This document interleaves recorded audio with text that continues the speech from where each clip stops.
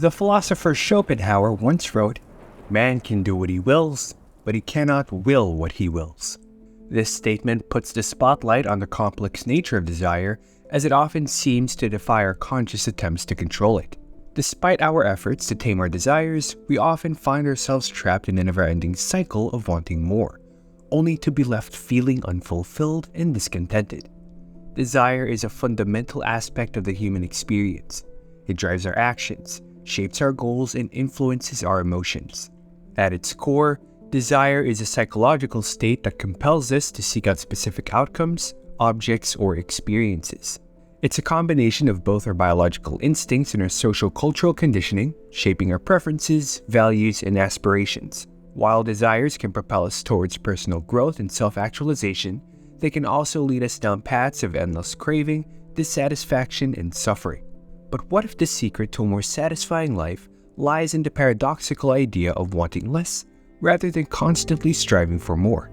In this video, we will be exploring the philosophical foundations of the desire paradox and how different schools of thought guide us in managing it. Part 1. Buddhism and the Roots of Suffering.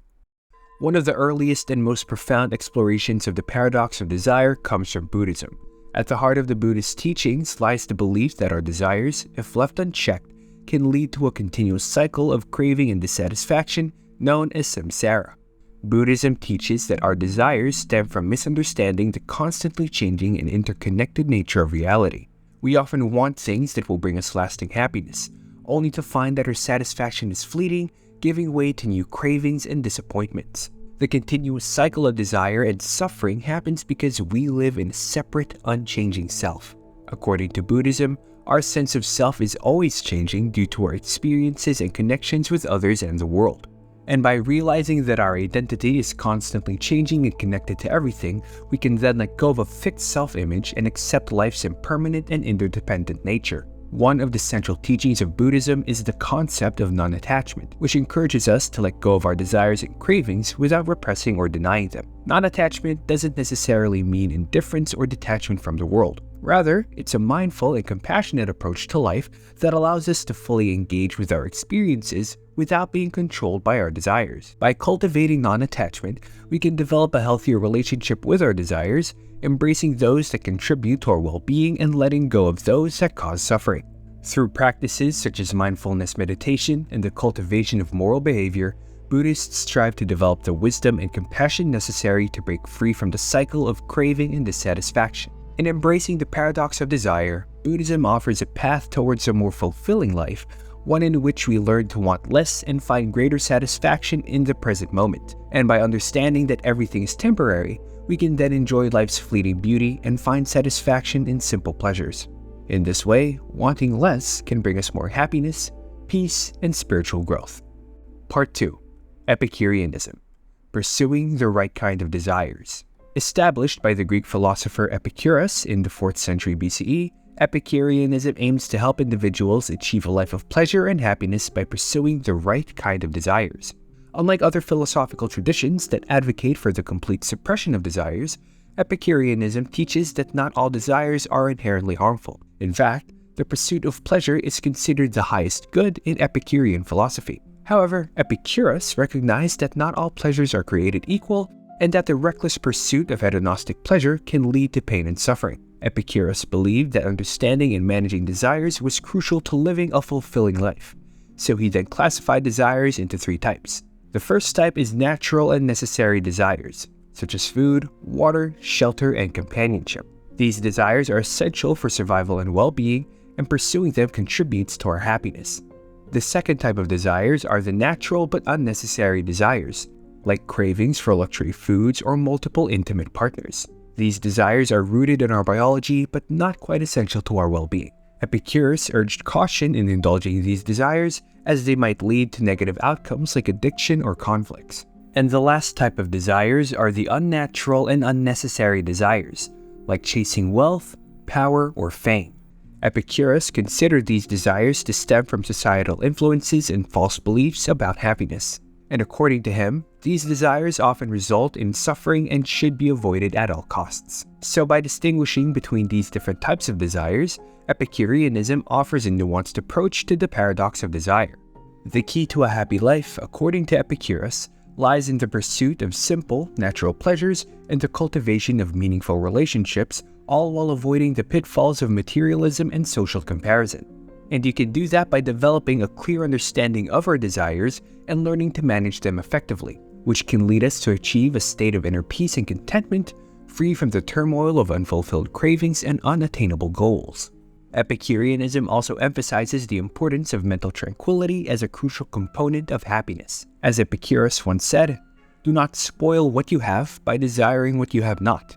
Remember that what you have now was once among the things that you only hoped for." So, to embrace the paradox of desire from an Epicurean perspective, we can cultivate an appreciation for simple pleasures, develop meaningful connections with others, and a sense of gratitude for what we already have. By doing so, we can free ourselves from the endless cycle of desire and dissatisfaction, and instead find lasting happiness in a life of balance, moderation, and contentment. Part 3. Stoicism and the Art of Managing Desires.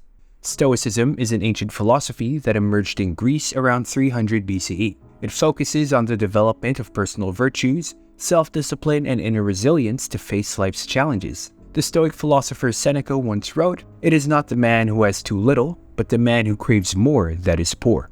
This quote underscores the Stoic view that the paradox of desire is rooted in our craving for external things, rather than appreciating and finding contentment in what we already possess. Stoic philosophers emphasize the importance of distinguishing between rational and irrational desires. Rational desires align with our values, virtues, and personal growth, whereas irrational desires are rooted in false beliefs or unhealthy attachments to external circumstances. Marcus Aurelius wrote, "Desire what you already have, and you will be happy." By developing self-awareness and critically examining our desires, we can then learn to let go of those desires that do not serve our best interests. One of the key Stoic strategies is the cultivation of gratitude. By focusing on the positive aspects of our lives and expressing gratitude for what we already have, we can help shift our perspective from a state of lack to one of abundance. True happiness is to enjoy the present without anxious dependence on the future, not to amuse ourselves with either hopes or fears, but to rest satisfied with what we have, which is sufficient, for he that is so wants nothing. Seneca. Stoicism also encourages the practice of self-reflection and self-improvement. By regularly examining our thoughts, beliefs, and actions, this self-discovery journey can help us gain a stronger sense of purpose, direction, and personal control, which in turn reduces the impact of external desires on our well-being. Part 4. Minimalism and the Power of Simplicity. Minimalism is a contemporary philosophical and lifestyle movement that emphasizes the power of simplicity in our lives. Minimalism encourages individuals to prioritize quality over quantity and focus on meaningful experiences, rather than accumulating material possessions. Minimalism shares some commonalities with ancient philosophical traditions, such as Stoicism and Epicureanism. In its emphasis on cultivating contentment and finding happiness in the simple things in life, the minimalist mantra goes, "Own less, live more." In an increasingly complex and consumer-driven world, minimalism offers a refreshing and countercultural approach to managing our desires and redefining our priorities. One of the primary goals of minimalism is to reduce physical clutter and eliminate unnecessary possessions. By decluttering our physical spaces, we also declutter our minds, freeing up mental energy and focus for more important aspects of our lives. As the minimalist Joshua Becker once said, "The first step in crafting the life you want is to get rid of everything you don't." Minimalism also encourages us to question the societal norms and expectations that drive our desires. By reflecting on what truly matters to us and aligning our values with our actions, we can then break free from the consumer-driven mindset that perpetuates the paradox of desire. Another core tenet of minimalism is the pursuit of meaningful experiences over material possessions. Research has shown that experiences bring us more lasting happiness than material items, as they contribute to our personal growth, strengthen our relationships, and create cherished memories.